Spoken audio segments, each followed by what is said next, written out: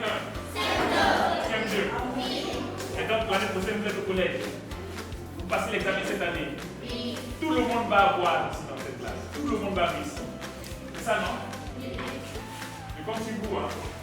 Et pour aller passer l'examen, il faut prendre un bon stylo. Il ne faut pas prendre un stylo qui va s'arrêter. Hein. Tu vas prendre des trucs qui ne dépasse plus. Tu vas transpirer. Imagine comment des calculs, tu veux équiper, ça n'équipe pas. Tu vas tomber malade. Tu vas avoir la tête. Il faut prendre du cristal. C'est facile. Mais ça, non, tu ne mets pas ça d'abord. Parce que c'est un mal.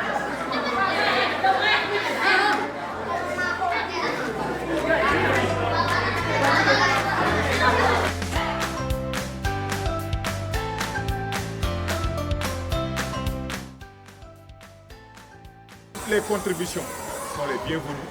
Moi, j'aimerais bien qu'on parle de BIC Sénégal partout au niveau de BIC Worldwide. Ok? Donc, engagez-vous. On est venu pour des travaux. Joël va vous donner plus de détails. Donc, moi, je vous remercie.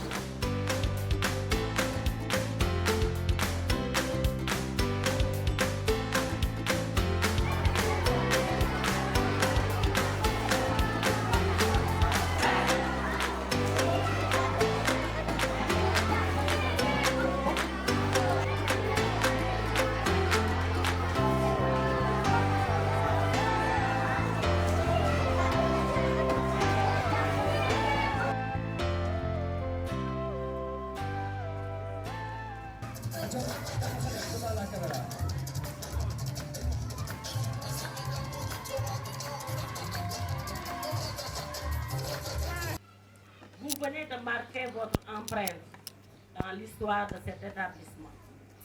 Vous en avez fait un joyau, aimable, attrayant, agréable à fréquenter. Cette année 2021, la zone de recasement A est l'heureuse élue. Votre choix n'est pas fortuit. L'école est aujourd'hui une compétence transférée. C'est une école de la communauté, pour la communauté et par la communauté. Chers partenaires, soyez remerciés du fond du cœur par toute la communauté éducative. Mesdames et messieurs, je vous remercie de votre aimable attention. Bonjour mesdames, bonjour messieurs.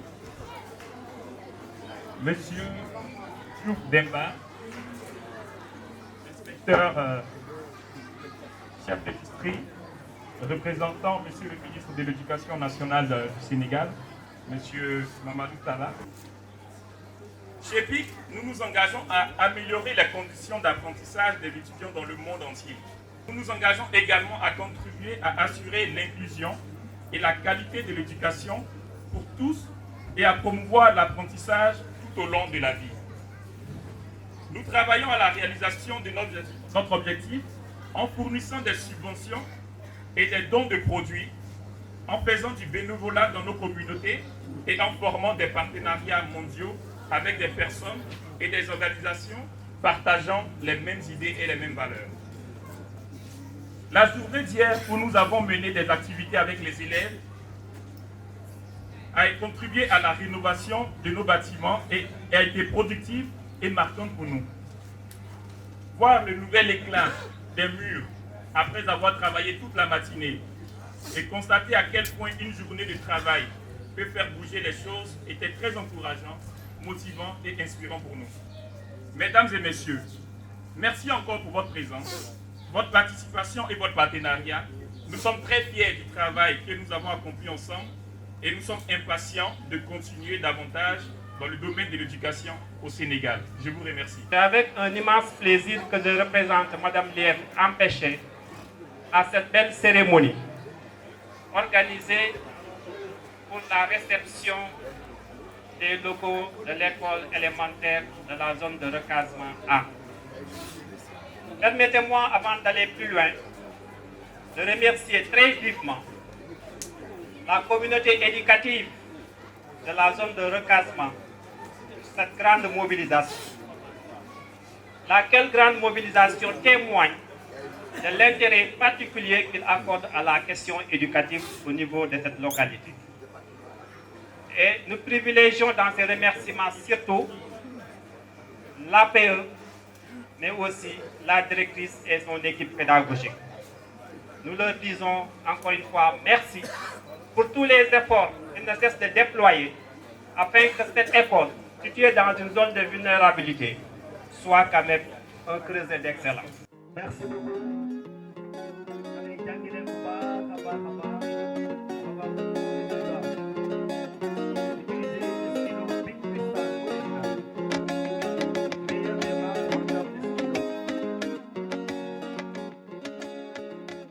L'importance bi mooy déjà xam nga dëkk mënta développer sans éducation parce que képp koo gis mu yore métier daf ko jàng ba pare dañ ko ci tàggat sauf ñi jàng dans le tas donc éducation pour man c'est une surpriorité donc looloo tax ba BIC moom pour moom daf cee war a dugal loxoom chaque année et importance semaine de l'éducation bi moo ñuy permettre man bu ma sañoon dafa war a nekk benn période boo xam ci lañ war a xayma suñu njàng fan la toll ak fan lañ ko bëgg a jëmee xool moyens yi mu soxla ak nan lañ ci mën a impliqué woo davantage ba ëllëg ñu am ay ressources humaines de qualité parce que tey suñu xale yi ñoo ñuy wax ëllëg ban façon Sénégal la ñuy am donc semaine bi pour ñun BIC lu rëy la ci ñun ci la ñuy profitoo defar lu mel ni comme école bii nga xam ne yàlla def na ñu dugal ci suñu loxo bu baax a baax defaraat classe yëpp parce que am na classe yu doon senn am na classe yu amul woon tableau matériel didactique bi nekku fi woon donc yooyu yëpp c'était l'occasion ñu defaraat ko parce que bii déjà école d'excellence la te fi mu nekk zone défavorisée la mooy ñoo xam ne seen loxo jotul seen ginnaaw donc dañuy am mbégte jéem cee def le maximum pour jàppale leen pour créer ay xale yoo xam ne ëllëg dinañ am benn cadre d'épanouissement et cadre de formation boo xam ne vraiment c'est adéquat c'est adapté donc ñun semaine de l'éducation pour ñun semaine la boo xam ne tout le temps daal dinañ ci profiter le maximum di dimbali écoles yi particulièrement école publique yi ak écoles yi néew doole loolu mooy li nga xam ne franchement BIC dafa bokk ci man samay objectif annuel mais tamit dama koy gërëmee waa département marketing yi ñi nga xam ne ñoom ñoo may jàppale waaw donc ñun semaine de l'éducation gis-gis boobu lañ ci am quoi. wax nga ko.